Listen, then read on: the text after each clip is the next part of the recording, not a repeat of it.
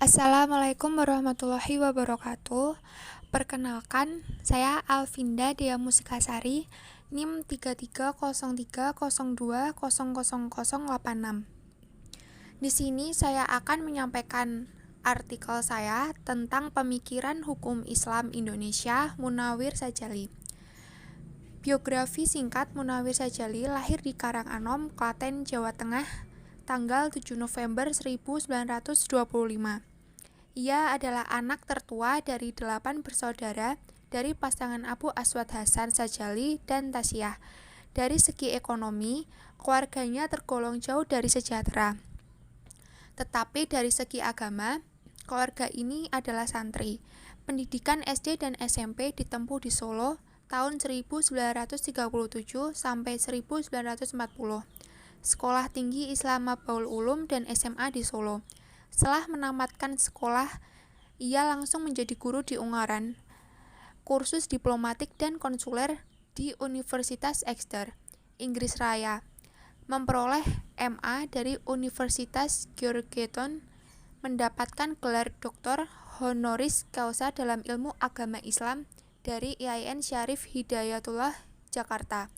Selama masa perjuangan kemerdekaan, ia ikut menyumbangkan tenaga antara lain sebagai penghubung antara Markas Pertempuran Jawa Tengah dengan badan-badan Laskar Islam. Ia adalah tokoh intelektual dan agama serta diplomatik yang menjabat sebagai Menteri Agama sejak Kabinet Pembangunan keempat hingga Kabinet Pembangunan kelima. Karirnya di Departemen Luar Negeri dirintis sejak tahun 1950 ketika ditugaskan pada seksi Arab Timur Tengah. Di luar negeri, ia menjalankan tugas berturut-turut di Washington DC. Kemudian menjabat sebagai Minister atau Wakil Kepala Perwakilan Republik Indonesia. Dan selanjutnya diangkat menjadi Duta Besar Republik Indonesia untuk Emirat Kuwait, Bahrain, Qatar, dan Perserikatan Keamiran Arab. Adapun tugas-tugasnya di dalam negeri adalah Kepala Biro Tata Usaha Departemen Luar Negeri, Kepala Biro Umum Deplu, Staf Ahli Menteri Luar Negeri, dan Direktur Jenderal Politik Deplu. Setelah itu, Munawir diangkat menjadi Menteri Agama selama 2 periode. Jabatan lain yang pernah dijalaninya adalah anggota DPA dan pernah menjadi Ketua Komnas HAM Republik Indonesia. Munawir dan konteks sosial politik dekade 80-an. Dalam rangka menyingkap lebih dalam misteri pemikiran seseorang, maka secara intern pemaparan mengenai setting historisnya menjadi keharusan. Amin Abdullah menggarisbawahi bahwa lingkungan yang menjadi tempat seseorang dan masyarakat berada ikut serta mempengaruhi proses aktualisasi norma-norma dalam kehidupan praktis sosialnya. Keterkaitan antara dimensi intelektual dan praktikal, antara teori dan praktis sebenarnya lebih mewarnai corak pemikiran keagamaan dimanapun ia berada. Jadi, ide dan gagasan pemikiran seseorang pasti selalu based on historical problem. Oleh karena itu, terkait Munawir Sajali, sebagai fokus pembahasan dalam tulisan ini, maka konteks lingkungan dan setting sosial historis pemikirannya cukup strategis dan diabstraksikan. Jika diletakkan dalam konteks dunia Islam, perhatian Munawir terhadap masalah hubungan antara Islam versus negara, terutama yang terefleksikan dalam karya intelektualnya. Sebenarnya, sesuatu yang wajar di seluruh dunia Islam, hubungan Islam dan negara memang sudah lama menjadi satu persoalan pelik. Ungkapan Inna al-Islam pada manifestasi Islam dalam sejarah daripada sebuah rumusan konsepsional yang applicable dan realistis. Oleh karena itu, tepatnya sejak keruntuhan kolonialisme Barat pada pertengahan abad, negara-negara Islam seperti Turki, Mesir, Sudan, atau Aljazair mengalami kesulitan dalam upaya membangun hubungan yang memungkinkan antara Islam dan negara.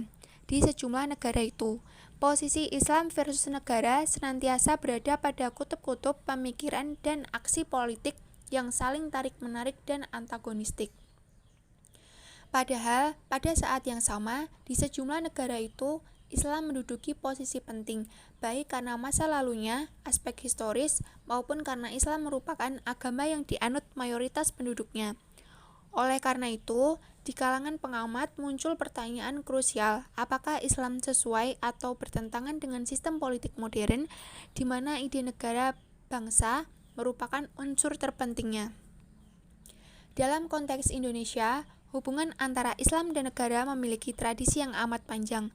Akar-akar genealogisnya dapat ditarik ke belakang hingga akhir abad dan awal abad, ketika Islam seperti dikatakan banyak kalangan pertama kali diperkenalkan dan disebarkan di kepulauan ini.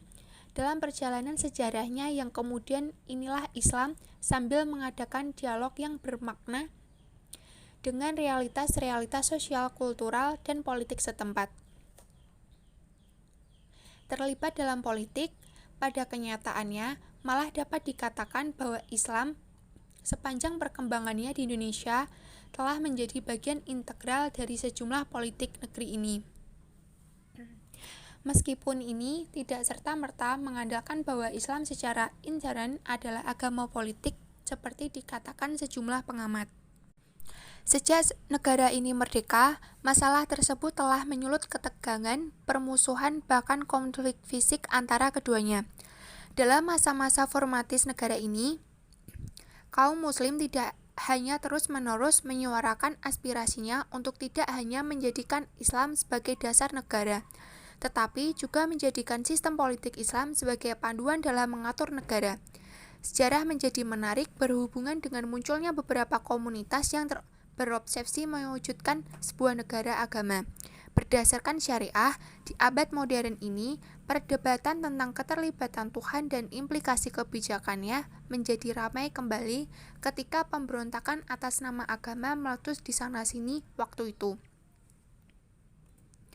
Meskipun usaha tersebut selalu berujung pada sebuah kegagalan, namun aspirasi ini tidak pernah berhenti dan secara konstan tetap menjadi wacana yang menarik. Setiap ada kesempatan dan peluang sekecil apapun, aspirasi demikian kembali muncul ke permukaan.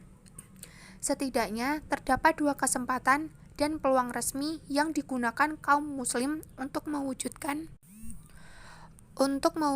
aspirasi politiknya. Pertama, pada saat berlangsungnya diskusi mengenai dasar negara pada tahun 1945, pada saat itu, wakil-wakil Islam mengusulkan agar Islam dijadikan ideologi atau agama negara. Kedua, pada dekade 1950-an, dalam sidang-sidang konstituante yang memberi peluang pada setiap kelompok untuk mendiskusikan kembali konstruk ideologi dan undang-undang dasar. Bahkan jika dibandingkan dengan yang terjadi, akar geologis pemikiran Munawir dalam lintasan Tariq Tasri. Sesungguhnya, syariat Islam yang sampai kepada kita adalah diturunkan melalui Khatam an-Nabiyyin Muhammad SAW dengan sumber primer Al-Quran, kemudian sumber primer tersebut beliau terjemahkan melalui sunnahnya, baik dalam bentuk ucapan, perkataan, maupun penetapan. Karena itulah, otoritas legislatif membuat undang-undang pada periode Rasul berada pada tangan Rasulullah sendiri, dan tak seorang pun selain beliau diperbolehkan berijtihad sendiri untuk menentukan hukum suatu permasalahan, baik untuk dirinya sendiri ataupun untuk orang lain. Meskipun demikian, tak dapat dipungkiri bahwa pada periode ini telah terjadi ijtihad yang dilakukan oleh para sahabat. Hanya saja dalam bentuk penerapan hukum, karena itu produk ijtihad mereka belum menjadi ketetapan hukum tasri yang menjadi pedoman bagi mereka dan umat, kecuali setelah ada legitimasi dari Nabi Muhammad. Dengan demikian, sumber hukum pada periode ini hanya dua, yaitu Al-Quran dan Al-Hadis. Setelah Rasulullah wafat, maka berakhirlah masa pewahyuan dan estafet otoritas beralih ke tangan sahabat. Dengan demikian, para sahabat memainkan peranan yang signifikan dalam membela dan mempertahankan agama. Mereka tidak sekedar mempertahankan tradisi hidup Nabi, tetapi juga melebarkan sayap dakwah Islam melintas semenanjung Arabia. Ini untuk pertama kalinya fikih berhadapan dengan permasalahan baru, yang meliputi penyelesaian atas masalah moralitas, etika, kultural, dan kemanusiaan dalam suatu masyarakat yang pluralistik. Daerah-daerah yang dibuka dan Islamkan saat itu memiliki perbedaan masalah kultural, tradisi, situasi, dan kondisi yang menghadang para sahabat untuk memberikan kepastian hukum pada persoalan-persoalan kontemporer yang muncul belakangan. Para sahabat dengan kapasitas pemahaman yang